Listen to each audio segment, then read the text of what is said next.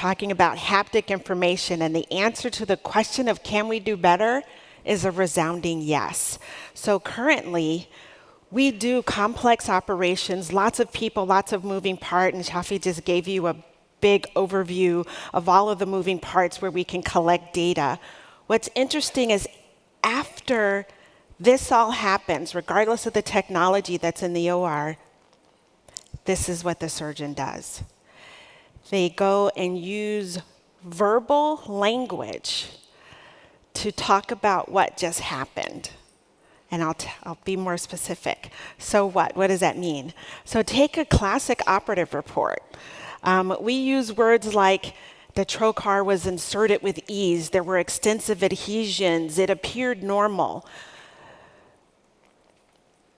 So insert it with ease, whether it's a trocar or another instrument.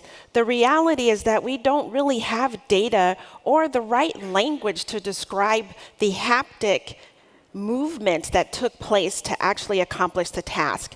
And I can tell you there's factors on both sides. A CT scan cannot tell you how dense or how strong someone's abdominal muscles are and the force that you need to put a trocar in. The CT can't tell you that. And so there's abdominal or patient factors, there's experience factors that make a difference, and then we go and verbalize in one sentence, we did it with ease. Well, what does that mean? Another scenario, everything appeared normal except there were extensive adhesions. Well, what does that mean? Did it look like this? Did it look like that? Did it look like this? Who knows? So again, we're dictating this, and it really depends on what the surgeon says, what goes in the chart. This is an absolute nightmare if you want to do research relating to operative outcomes. Doubt me. So great, we have CT scan information that's pretty standardized. We have patient information that's standardized. There is no standardization of what the surgeon does with their hands. There's no standardization in terms of how to talk about it, how to get it in the chart. And so haptic information is horribly misrepresented and not represented in the medical chart. Videos have great promise. All the stuff we have with AI and videos and capturing this data, the problem with is it's not searchable because the language, there's no language for haptics. It still doesn't exist. And we're going to, get 100 operative videos or 1,000 of them and then use AI to map what the surgeon is doing. There's still some issues there in terms of the time involved and having the right information. I would assert to you that you actually don't need 100 videos if you actually have the motion data. And I'll give you one example. So in our research for the past 17 years, we have instrumented over 30 different clinical scenarios in a simulated environment, and we've collected data from over 18,000 physicians doing procedures, bedside procedures, operative procedures, you name it.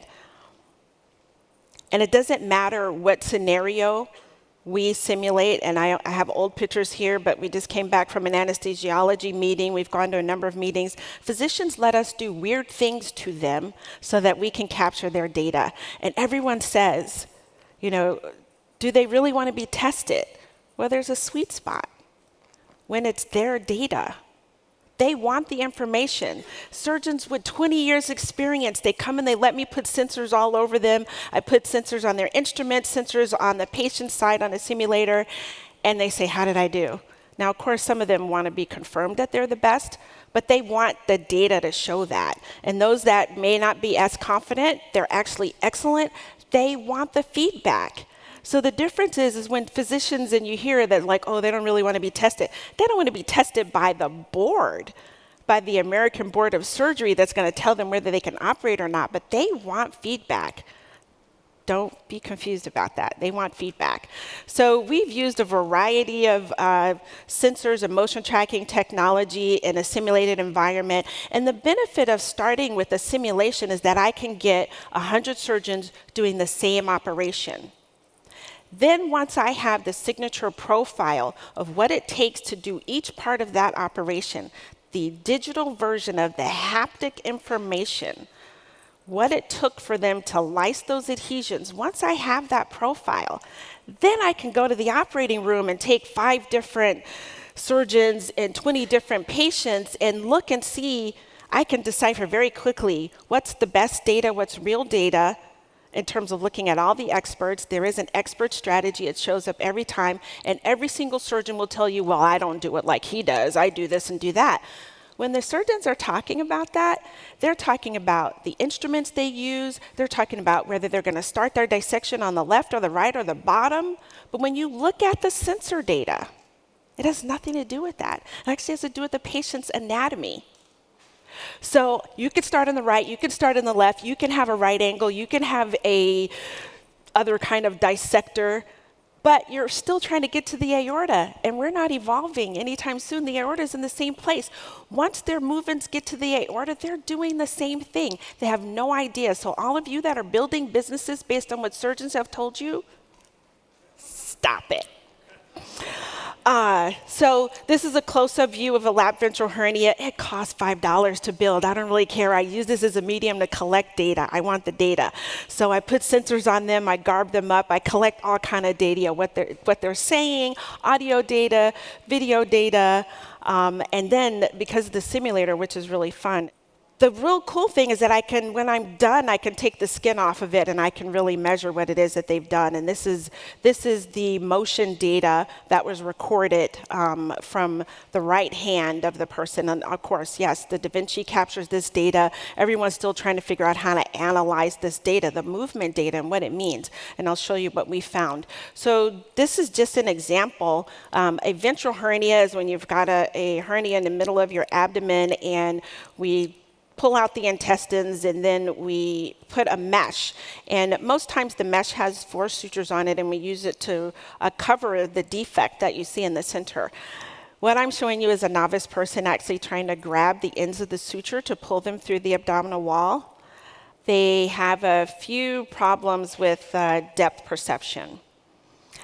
So when you look at the motion data, the irony is that me as a surgeon, if I'm even trying to train a surgeon, I could tell my colleagues, yeah, so-and-so was pretty good with getting the trocar in, but they have some issues with depth perception. And I can rate them on a Likert scale and say they were pretty bad. But what does that mean? If I actually had the data that someone could see what's the difference between these 2 trainees, then that can actually help me really train them. Similar scenario, this is an outside view looking at how they're using both of their hands, trying to grab that same suture. I think you get it. This type of data is light years advanced than what I could say verbally about a trainee if I'm trying to train them.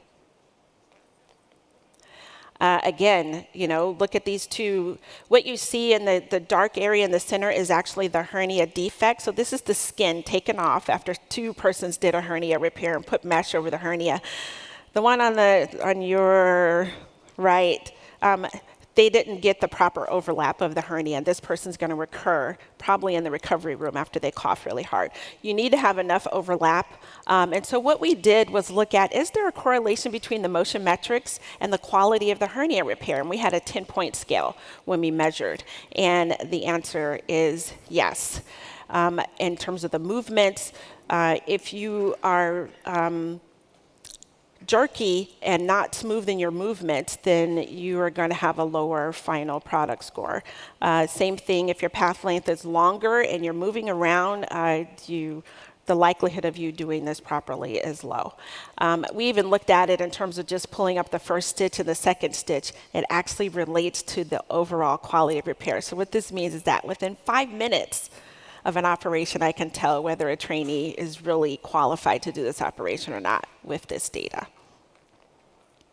So at the end of the day, I think when you look at how we talk about it, insert it with these extensive adhesions, translating this non-standardized language about haptics to something that is measurable and quantifiable will significantly help us advance the work that we're doing in terms of looking at outcomes using new technologies. We need a language for haptics. This is new data. Again, it can help with simulation-based training because once you quantify things in the operating room, then you can actually make sure that they're learning it in a simulation environment. Outcomes research. Right now, the language that's in an operative report is not standardized, so most of the research that's done on outcomes doesn't even use the operative report. What actually was really done? They used just proxy data, the patient weight, patient, all of these things, and that doesn't really tell what it takes to do an operation on a patient. So a lot of groups are talking about workplace assessments in terms of using assessments that really relate to what you do in the operating room, and this is what's really going to come together to help us improve the quality of care. So I think for those of you who are looking to replace me with a robot, first I have to say I'm excited. I'm a surgeon, I'm an acute care surgeon, I do emergency surgery, and lots of folks are like, great, we can have the robots do the surgery. I love that because that means I'm going to be doing something else really cool. Other thing is that in order really to train a robot what it is that we do, it would be good if you had the data and then make them better. I think my day would be much easier if the robot did the things that I don't want to do, the stuff that's routine for me, the stuff that's boring, the part of the operation where I'm like, okay, turn the music on. Yeah, let the robot do that part. But there's some parts where you actually have to make some decisions that are more difficult and unusual. And so I'm happy to be a partner with a robot in the operating room and let him do the dictations or quantify the information and put it in the chart. Thank you.